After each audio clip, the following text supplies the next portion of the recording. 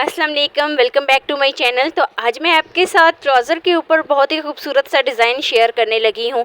बहुत आसान है इसको बनाना, बस आपने वीडियो को स्टेप बाय स्टेप देखना है। ये ट्राउज़र के ऊपर, स्लीव के ऊपर डिज़ाइन बहुत ही ज़्यादा खूबसूरत लगता है और आपने एक दफ़ा ज़रूर ट्राई करना है। तो चलिए जी, शुरू करते हैं अपनी आज की वीडियो।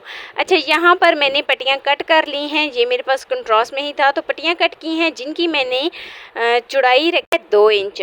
तो 2 इंच मैंने इन पट्टियों की चौड़ाई रखी है। लंबाई आप अपने के हिसाब से रख सकते हैं।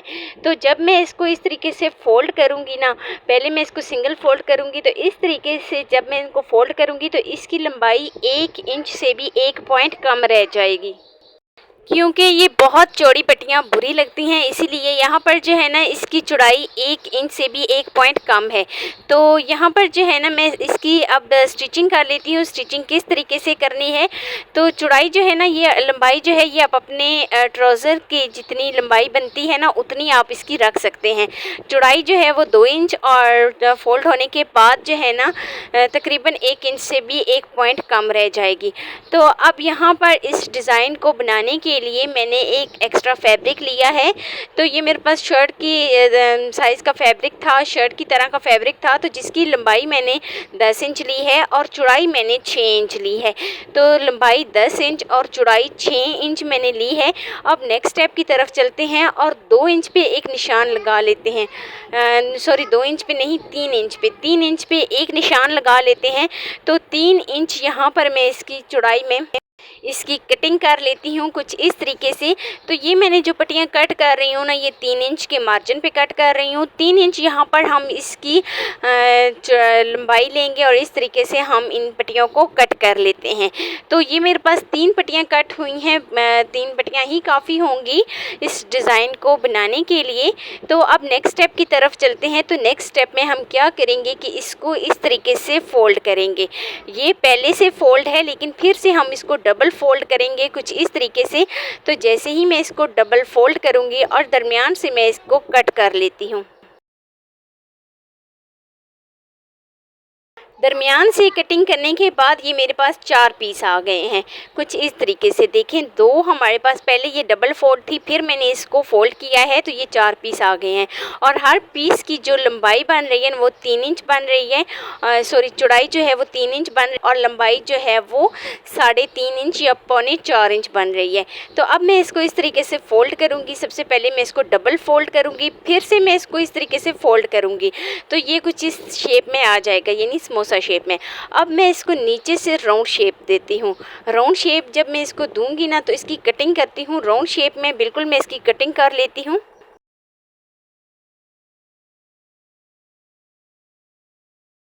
तो जैसे ही मैंने इसकी राउंड शेप में कट किया है ना, तो ये इस तरीके से समोसा शेप बन जाएगी। और अब जो है ना, मैं इसी तरह की सारी रेडी कर लेती हूँ, सारी बना लेती हूँ। एक दफ़ा मैं आपको ओपन करके दिखाती हूँ कि ये इसकी कैसे शेप बनी है। तो देखें, बिल्कुल इसकी राउंड शेप बनी है। इसको बस फोल्ड करना है, डबल से ट्रिपल इसको फोल्ड करेंगे तो सारी जितनी भी हमारे पास ये मैंने पट्टियाँ रेडी की हैं ना, बिल्कुल मैं इसी तरीके से इनको बना लेती हूँ। तो चलें जी, यहाँ पर मैंने इनको समोसा शेप दे दी है। सारी पट्टियाँ जो है वो मैंने रेडी कर ली हैं। तो नेक्स्ट स्टेप की तरफ चलते हैं। नेक्स्ट स्टेप में हम क्या करेंगे, बहुत ही ध्यान से आप समझिएगा, क्योंकि ये डिज़ाइन इतना ज़्यादा मुश्किल नहीं है, लेकिन बस थोड़ा सा अगर आप ध्यान से समझेंगे तो आपको समझ आ जाएगी। तो देखिए, यहाँ पर जो पट्टी मैंने कट करके रखी थी ना शुरू में, उसको मैं इस तरीके से ट्राउज़र के 1.5 इंच के ऊपर करके निशान लगाऊंगी। 1.5 इंच के ऊपर करके निशान लगाया है और अब मैं इस ट्राउज़र के इस तरीके से ऊपर इस पट्टी को लगा लेती हूँ। नीचे से मैंने इसको फोल्ड किया है। फोल्ड करने के बाद मैं एक दफ़ा बिल्कुल इसकी सीधी सिलाई अपनी कंप्लीट कर लेती हूँ। तो यहाँ पर मैं बिल्कुल अभी सीधी सिलाई कंप्लीट करती हूँ।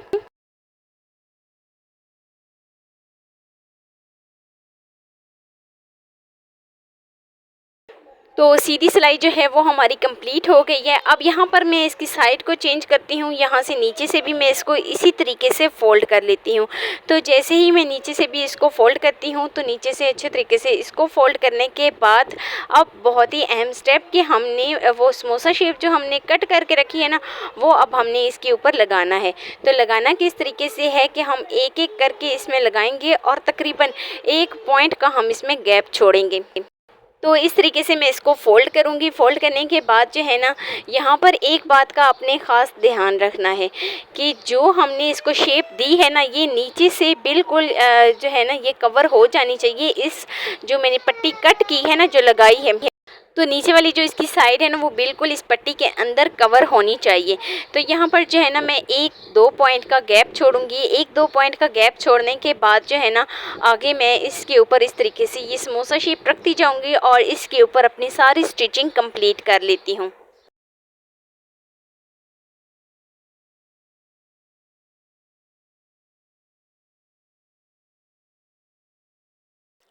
तो इस डिज़ाइन को बनाने के लिए आपने यहाँ पर 2 पॉइंट या 1 पॉइंट का गैप लाजमी छोड़ना है, तभी ये डिज़ाइन बहुत ज़्यादा खूबसूरत और सुंदर लगेगा।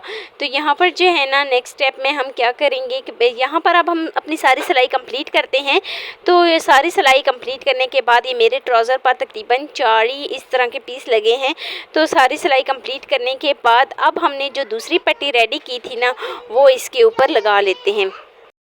तो जब हम दूसरी पट्टी लगाएंगे ना, तो पहले हम इसको एडजस्ट कर लेंगे। जैसे ही ये जो शेप है ना, जब हम इसको शेप देंगे ना, तो ये बिल्कुल जो समोसा शेप है, जो इसका जो इसकी कॉर्नर बन रही है ना, वो दूसरी की कॉर्नर के बिल्कुल जो है ना, आमने सामने आने चाहिए, कुछ इस तरीके से। एक दफ़ा मैं आपको लगा के चेक कराती हूँ। इस तरह से हम इसके ऊपर भी अपनी सारी सिलाई कंप्लीट कर लेते हैं।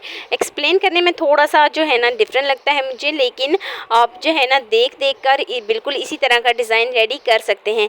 तो फिर से मैं इस पट्टी को फ़ोल्ड करूँगी। फ़ोल्ड करने के बाद जो है ना, यहाँ पर मैं फिर से इस पट्टी को फ़ोल्ड करूँगी और फ़ोल्ड करने के बाद सिंपल बिल्कुल सीधी सिलाई हम इसके ऊपर लगा लेंगे।